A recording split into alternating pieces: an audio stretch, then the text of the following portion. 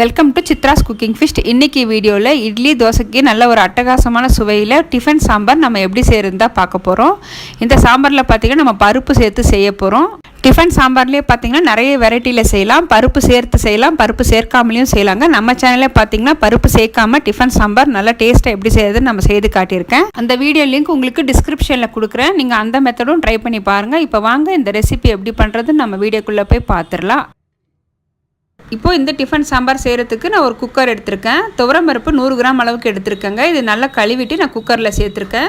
இதில் நமக்கு தேவையான அளவுக்கு தண்ணி சேர்த்துட்டு 1/2 ஸ்பூன் அளவுக்கு சீரகம், 1/4 டீஸ்பூன் அளவுக்கு வெந்தயம், 1/4 டீஸ்பூன் அளவுக்கு மஞ்சள் தூள் சேர்த்துட்டு 1 டீஸ்பூன் அளவுக்கு எண்ணெய் சேர்த்துக்கிறேன். சேர்த்துட்டு ஒரு கொத்து கருவேப்பிலை, ஒரு 7-8 பூண்டு பல் சேர்த்துட்டு காரத்துக்கு 3 பச்சை மிளகாய் சேர்த்துருக்கேன்.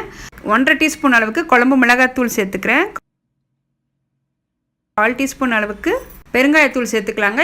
இந்த டிஃபன் சாம்பாருக்கு தேவையான காய்கறிகள் நான் கட் பண்ணி ரெடியாக எடுத்து வச்சுருக்கேங்க. 3 பழுத்த தக்காளி, 1 உருளைக்கிழங்கு கட் பண்ணி வச்சுருக்கேன், 1 பெரிய வெங்காயம், 3 கத்திரிக்காய் எடுத்துருக்கேங்க. இப்போ இது எல்லாமே நம்ம பருப்பு கூட சேர்த்துக்கலாம். இப்போது குக்கர் க்ளோஸ் பண்ணி 2 விசில் விட்டு ஆஃப் பண்ணி எடுத்துக்கலாங்க. இப்போ பார்த்திங்கன்னா பருப்பு நம்ம சேர்த்துருந்த காய்கறிகள் நல்லா வெந்திருக்கு. இப்போ இந்த தண்ணியை ஃபில்டர் பண்ணிவிட்டு மற்ற இல்லைன்னா நம்ம மேஷர் வச்சு நல்லா கடைஞ்சி எடுத்துக்கலாம். இந்த சாம்பாருக்கு பார்த்திங்கன்னா நம்ம புளி சேர்க்க போகிறதில்ல. நமக்கு அந்த தக்காளியோட புளிப்பு மட்டும்தான். நான் 3 தக்காளி எடுத்திருக்கேன். இப்போ நல்லா கடைஞ்சிட்டு பருப்பு தண்ணியை ஒன்றா சேர்த்துக்கலாங்க.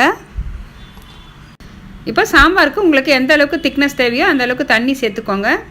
இப்போ ஸ்டவ்வில் வச்சு நல்லா சாம்பார் கொதிச்சதுக்கப்புறம் இப்போ இந்த சாம்பாருக்கு ஒரு தாளிப்பும் கொடுத்துடலாங்க. கல்லுப்பு 1 ஸ்பூன் சேர்த்துட்டு ஒரு கைப்பிடி அளவுக்கு கொத்தமல்லி சேர்த்துட்டு ஸ்டவ் ஆஃப் பண்ணிக்கிறேங்க. நல்ல சூப்பர் டேஸ்டான சாம்பார் இப்போ ரெடி ஆயிடுச்சுங்க. நல்ல சூடான இட்லிக்கு இந்த சாம்பார் வச்சு சாப்பிட்டு பாருங்கள். டேஸ்ட் சூப்பராக இருக்கும். என்னோட இந்த வீடியோ உங்களுக்கு பிடிச்சிருந்ததுன்னா நம்ம சேனலை சப்ஸ்கிரைப் பண்ணிக்கோங்க. மறக்காமல் பெல் பட்டனை ப்ரெஸ் பண்ணி ஆளுங்கிற ஆப்ஷனை கிளிக் பண்ணி வச்சுக்கோங்க. அப்போ தான் நான் போடுற வீடியோஸ் உங்களுக்கு தொடர்ந்து நோட்டிஃபிகேஷனை வரும். தேங்க்ஸ் ஃபார் வாட்சிங்.